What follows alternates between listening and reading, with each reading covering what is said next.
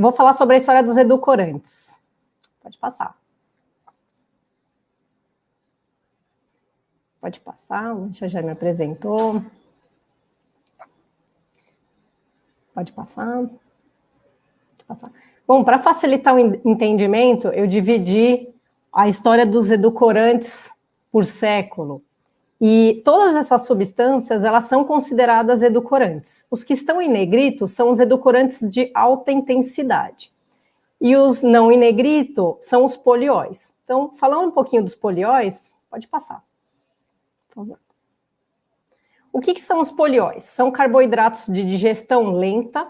Eles não são açúcares, eles são utilizados para dar corpo aos alimentos. Então, nas substituições, né, de açúcar, a Elaine vai falar um pouco mais. Eles são amplamente utilizados, uma baita ferramenta aí para a indústria, em várias categorias. O valor energético, 2,4 quilocalorias por grama, com exceção do eritritol, que é 0,2. O ano passado, a Anvisa publicou a consulta pública 709, sobre rotulagem, que determina outros valores para esses polióis, e então em breve teremos novidades. Pode passar. Começando aí, então, pelo século XIX com a sacarina, um edulcorante de alta intensidade. Por favor, pode passar. A sacarina, ela foi descoberta em 1879. E a sacarina foi descoberta acidentalmente, foi o primeiro edulcorante a ser descoberto. E como que foi? Foi um russo, ele estava no laboratório fazendo testes, ele voltou para casa, foi comer um pão e viu que o pão estava doce. Achou estranho, porque não era um pão doce, e então ele notou que era a mão dele que tinha ficado com a substância que ele tinha trabalhado no laboratório.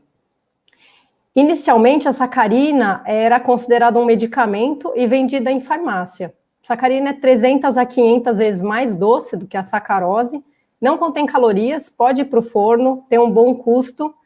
Um residual amargo, quando colocado em alta quantidade, a Elaine também vai explorar um pouco mais isso, né? Então, ela é autolimitante, não é como o açúcar, que você vai colocando mais açúcar, vai ficando mais doce. A sacarina chega uma hora aí que o residual fica bem evidente, facilmente solúvel e tem sinergia com outros edulcorantes. Pode passar. Então, indo para o século XX, pode passar também.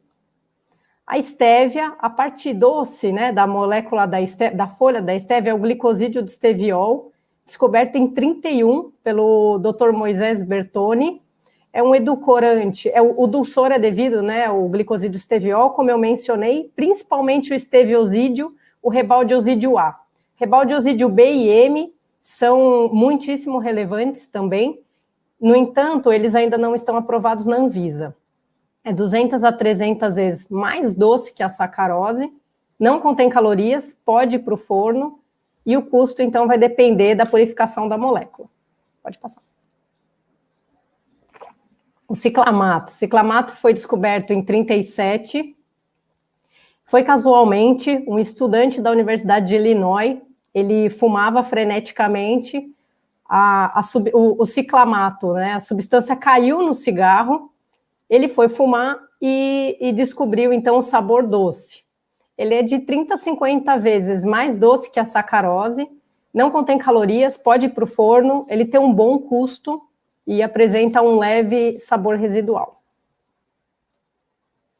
O monk fruit, da mesma maneira que o glicosídeo de esteviol é a parte doce da molécula aí da estévia, o mogrosídeo é a parte doce do monk fruit, também conhecida como fruta do monge, descoberta em 1938, é uma planta nativa da China, é 250 vezes mais doce que a sacarose, e ele apresenta um perfil de dulçor prolongado.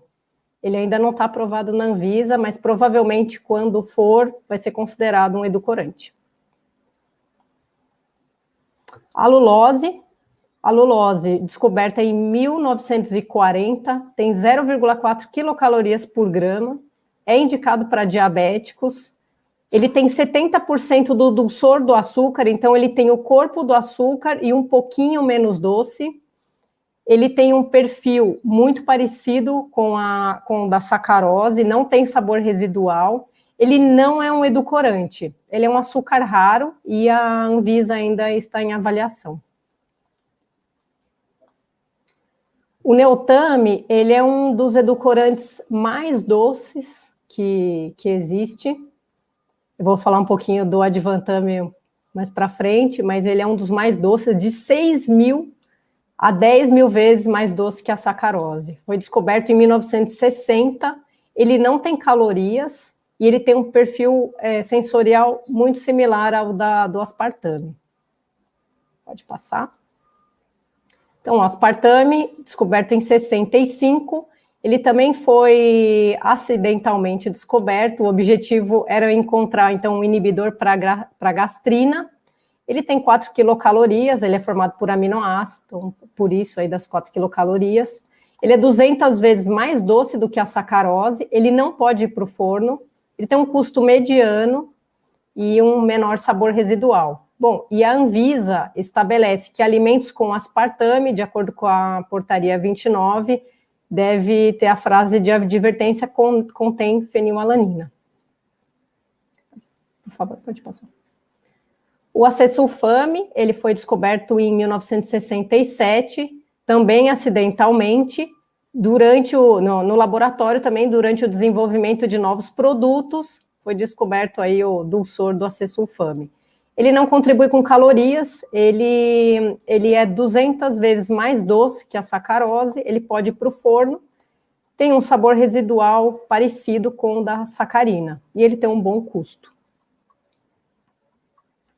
A sucralose, em 1976, de 600 a 650 vezes mais doce que a sacarose, ele não contribui com calorias, tem um sabor agradável, um custo um pouco mais alto, mas a dosagem é baixa, então tem que calcular aí. Pode ir para o forno. E, por fim, o Advantame. Ele foi descoberto em 2008 pela Ginomoto. Ele é aproximadamente 20.000 vezes mais doce que a sacarose, então, até conversando com o pessoal do laboratório lá da empresa, como é que a gente utiliza, né, esse produto. Então, as pessoas fazem uma diluição, uma solução, na verdade, e ele tem 0 calorias, sem sabor residual. Ele está aprovado na Anvisa de acordo com a resolução 281. Pode passar. Todos esses edulcorantes que eu mencionei, eles são extensamente avaliados por órgãos do mundo inteiro, inclusive o JECFA. E o que é o JECFA? O JECFA é um comitê de experts em food safety da Organização Mundial de Saúde. Dentre diversas funções do JECFA, uma delas é estabelecer a IDA, a ingestão diária recomendada dos edulcorantes, que a Márcia e a doutora Luciana vão mencionar mais à frente. Então, todos esses edulcorantes já foram aí avaliados pelo JECFA. Pode passar, por favor. Tudo isso que eu falei sobre os edulcorantes, eles estão aprovados, as quantidades de utilização, estão na resolução RDC 18 da Anvisa. E coloquei algumas referências internacionais também, como o JECFA, como eu disse, o Comitê de Especialistas de Aditivos, né, que também suporta o Códex Alimentários. No Códex Alimentários, esse tema é tratado no CCFA, que é o Comitê de Aditivos, e também a referência da União Europeia. E, em resumo, os edulcorantes, eles são estudados há mais de 200 anos, então, como vocês podem ver, eles são seguros, né? Eles são estudados, aprovados por órgãos governamentais do mundo inteiro, aí, por agências sanitárias do mundo inteiro. Eles são como se fossem filhos da mesma família, porém filhos adotivos, que cada um tem sua origem, sua especificidade de sabor, sua estrutura química, propriedades técnicas, potencial de dulçor distintos. E os de alta intensidade, eles não têm corpo. Então, a substituição da sacarose por edulcorante não vai ser 1 para 1. Outros ingredientes devem ser utilizados e a Elaine vai abordar um pouco disso. Algumas referências. E muito obrigada.